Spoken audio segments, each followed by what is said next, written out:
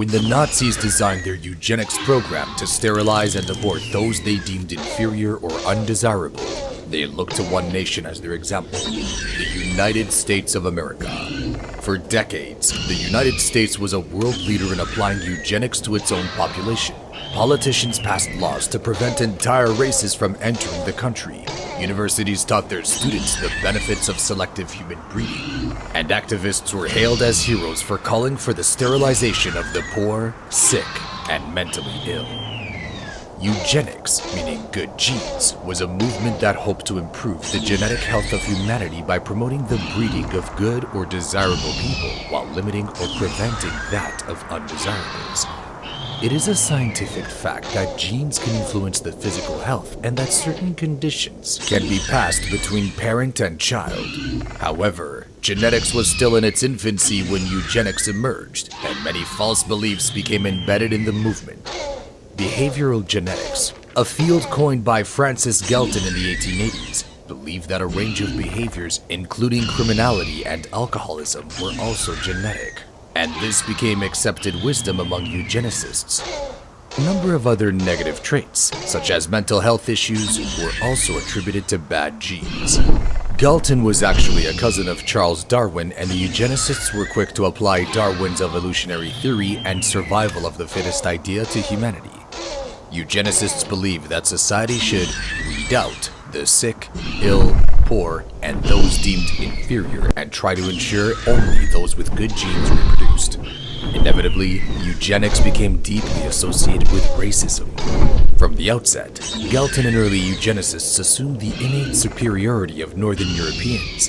Those of Nordic, Germanic, or Anglo-Saxon heritage were believed to be genetically superior in terms of intelligence, morality, and physical prowess, with other races spread out on a scale far below them. It followed that breeding between the superior races and the inferior ones was to be avoided. That superior races should be encouraged to breed among themselves as much as possible, and that the inferior races have their numbers limited as much as possible. Not all eugenics was race-based. Black eugenicists rejected the racist conclusion of some eugenicists, but still targeted the physically, mentally, and morally unfit within the black community. This included Thomas Wyatt Turner, the first black American to receive a PhD, and W.E.B. Du Bois, one of the greatest intellectuals of his day, who famously argued that, quote, only fit blacks should procreate to eradicate the racist heritage of moral iniquity. Aaron was right. Stone doesn't burn, but men do, even when they're iron-born. The dragon blasted my ancestors into ash that choked the survivors when they screamed. Aaron's soldiers leapt from the battlements and died. They huddled against the walls and died. They fled across the yard and died. Aaron and his sons took shelter inside the castle. The stone didn't burn, but as Beleriand blasted it with fire, it glowed white hot. The world's greatest castle became the world's greatest oven, baking the last of House Horror within it. Flee! Run for your lives. There is nowhere to hide. I wish I had been able to talk to the Tolkien scholars about dragon sickness. I have a few questions for them. I think one of Tolkien's deepest feelings is about the corrupting effect of gold. It creates greed and what Tolkien called dragon sickness. The idea that gold that a dragon has brooded on carries a curse. It's a theme Tolkien was especially drawn to. It shows up over and over again in the old Norse material and in old mythologies, and Tolkien was very familiar with them. There are several sagas where warriors are changed into dragons because of their covetousness and their love of gold. I think our father felt the same way. He renounced the strength of dragons and embraced a quieter life. He didn't wish to be changed. You believe the dragons alter us in some way? You now have many dragons. dragons. Are you yourself not altered?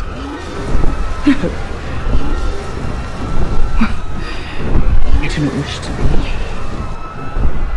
I wished only to put an end to our contest and restore us to our proper order.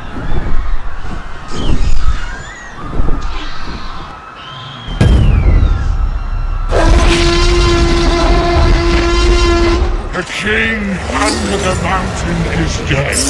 I took his throne. I ate his people like a wolf. I kill where I wish, when I wish. My armor is iron.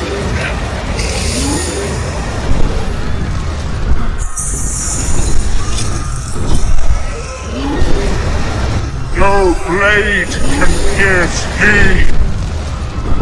You care about them, do you? Good. Then you can watch them die. Dragon sickness. I've seen it before. That look. A terrible need. It is a fierce and jealous love, Bilbo. It sent his grandfather mad. Martin, if Thorin had the Arkenstone. Untrained people black out somewhere between 4 and 6 Gs. That's the ceiling on how fast your heart fights gravity to keep blood in your brain.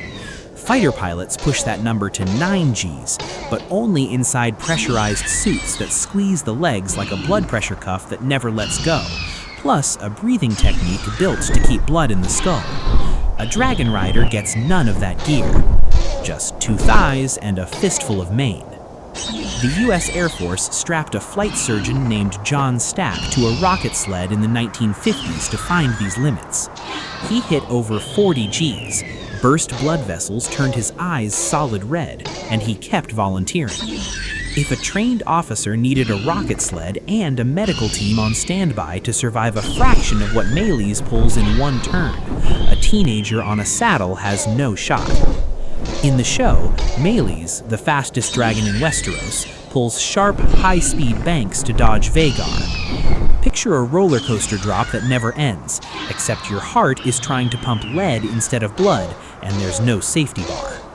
In a turn that sharp, gravity yanks the blood in the rider's head straight down into their legs. That's G-Lock, the brain's emergency shutoff switch when it runs out of oxygen. Vision goes gray first, then black. The rider wouldn't even register fear.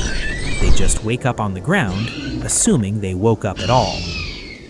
A dragon's wings don't ease into motion.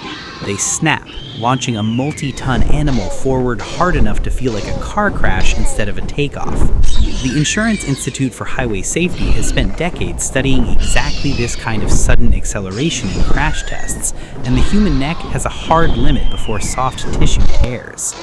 That's whiplash, except a dragon rider isn't getting it once. They're getting it hundreds of times per flight, 1 per wing beat. Formula One drivers wear a head and neck support device engineered specifically to stop this injury. A Westerosi teenager gets a saddle, a prayer, and a family name. Without a headrest, a harness, or anything resembling neck support, a dragon rider's spine takes damage from the moment the wings snap open. Do this for years, the way Aemond or Rhaenyra's sons are shown doing, and a dragon rider isn't a knight. They're a person with permanent nerve damage who happens to also be excellent at falconry with a much bigger bird. The myth of the dragon rider is a good one. A human being transcends their limits and commands something close to a god. The math doesn't care about the myth. Climb into that saddle for real, and the G-forces, the heat, the cold, and your own fragile spine finish the job long before the dragon needs to. So pick one. The G-force blackout, the freezing altitude, or the 140-degree scales. Which one ends your flight first? And then Essos and the free cities, Yeti and its riches. If, as Himmler had come to believe, the blood of the Aryans runs most strongly in the veins of Germanic peoples, then, by breeding from the purest individuals, a race of superhumans could be produced. A race in which the Aryan psychic powers would grow ever stronger. Himmler, trained as an agriculturalist and devoted to the occult, is embarking on the strangest eugenics experiment in history.